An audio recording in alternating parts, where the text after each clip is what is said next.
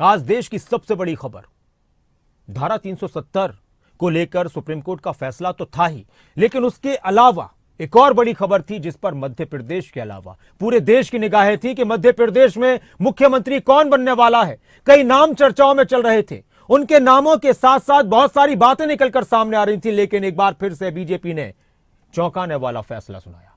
मोहन यादव को सत्ता थमा दी है मध्य प्रदेश की।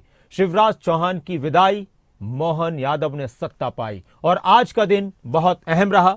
मोहन यादव जो शिवराज सरकार में उच्च शिक्षा मंत्री थे, उनके नाम का ऐलान हुआ। भोपाल में विधायक दल की बैठक में मोहन यादव के नाम पर मोहर लगी, उनको विधायक दल का नेता चुना गया। पार्टी की तरफ से जो पर्यवेक्षक भेजे गए थे, हरियाणा के मुख्यमंत्री मनोहर लाल, डॉक्टर के लक्ष्मण और आशा लाकड़ा की मौजूदगी में सर्वसम्मति से मोहन यादव को राज्य का अगला मुख्यमंत्री चुना गया है, विधायक दल का नेता चुना गया है। और उसके बाद तमाम तरह की तस्वीरें निकलकर सामने आई, किसने क्या कुछ कहा वो भी आप सुनिए। और मोहन यादव हैं कौन, क्यों उनके नाम पर सर्वसम्मति बनी, ये रिपोर्ट देखिए।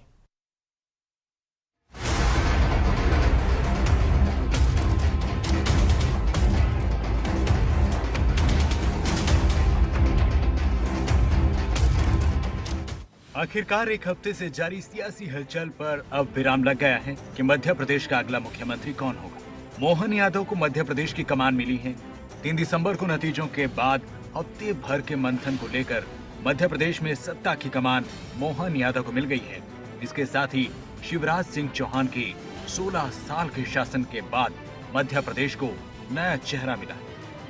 और सभी वरिष्ठ नेतृत्व का आभार भी मानता हूं जिनने मुझ पर विश्वास व्यक्त किया। और आज विधायक दल के नेता के नाते से हमने सबने मिलकर संकल्प किया, मेरे जैसे छोटे कार्यकर्ता को एक बड़ी जवाबदारी दी। मैं जवाबदारी की इस बड़े काम को बता सकता हूं कि केवल ये भाजपा ही है जो सामान्य से छोटे से कार्यकर्ताओं को भी इतनी बड़ी जवाबदारी देती है। यही हमारा अपना भाजपा का चरित्र है। भाजपा के इस नए दायित्व के लिए हृदय से आभार भी मानता हूं। और आप सबके विश्वास के साथ निश्चित रूप से जो विकास का कारवा बढ़ाया माननीय मुख्यमंत्री शिवराज सिंह जी चौहान ने और यशस्वी प्रधानमंत्री के नेतृत्व में, निश्चित रूप से हम इसको आगे बढ़ाएंगे। एक बार फिर मैं हमारे लिए जो स्लोगन था एमपी के मन में मोदी और मोदी के मन में एमपी, इस स्लोगन के आधार पर निश्चित रूप से उनके विकास के सपने को लेकर आगे चलेंगे।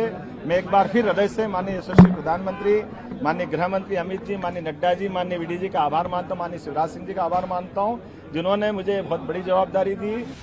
आपको सबसे पहले मध्य प्रदेश के नए मुख्यमंत्री के बारे में बताते हैं। मोहन यादव शिवराज सरकार में कैबिनेट मंत्री रह चुके हैं। मूल रूप से उज्जैन के रहने वाले हैं। मोहन यादव इससे पहले शिवराज सरकार में शिक्षा मंत्री की कमान संभाल चुके हैं। मोहन यादव भी ओबीसी वर्ग के सबसे बड़े चेहरे के तौर पर हैं।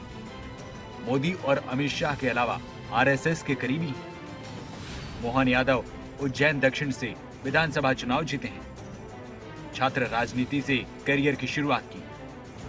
राजनीति विज्ञान में एमए करने के साथ ही पीएचडी भी की। उनकी गिनती उज्जैन संभाग के दिग्गज नेताओं में है। उज्जैन दक्षिण विधानसभा सीट से लगातार मोहन यादव तीसरी बार चुनाव जीते हैं। विधायक दल की बैठक के बाद जब मोहन यादव के नाम का ऐलान हुआ तो सब चौंक गए। इस दौरान मोहन यादव जीते हुए विधायकों के बीच बैठे रहे। कहा जा रहा है कि सीएम चुने जाने के बाद उन्होंने शिवराज सिंह चौहान का आशीर्वाद लिया।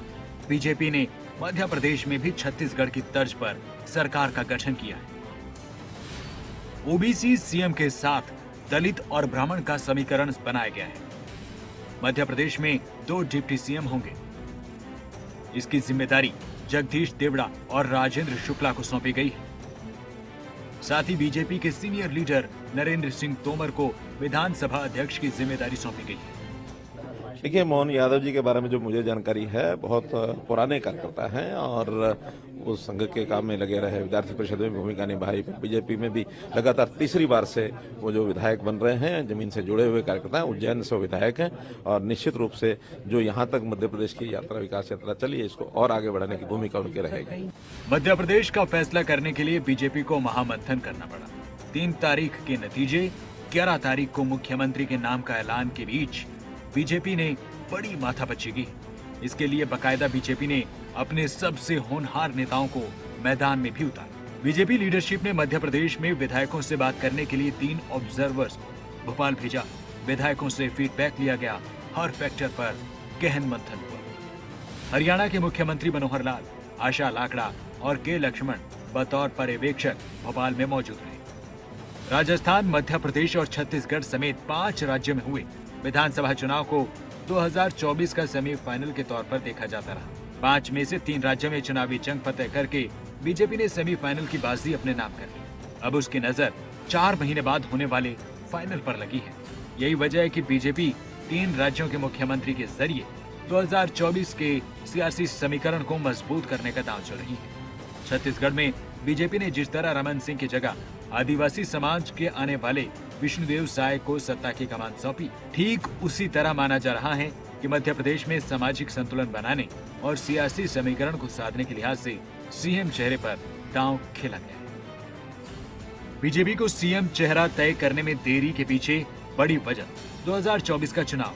मुख्यमंत्री का चेहरा चुनने के लिए बीजेपी को मंथन इसलिए भी करना ज्यादा पड़ा है क्योंकि 2024 में बेहतर प्रदर्शन दोहराने की सबसे बड़ी चुनौती पार्टी के सामने है। बीजेपी जातिगत समीकरणों को साधने में जुटी रही है। इसके अलावा पार्टी ऐसे चेहरे की भी तलाश में रही जिसके जरिए व्यापक स्वीकार्यता हो, जिसके सहारे सिर्फ प्रदेश ही नहीं बल्कि देश के दूसरे राज्यों में भी सियासी समीकरण साधे जा सके। ऐसे में छत्तीसगढ़ और मध्य प्रदेश में बीजेपी ने उन चेहरों को सीएम की कुर्सी पर बैठाया है जिनसे 2024 में विजयश्री हासिल की जा सके।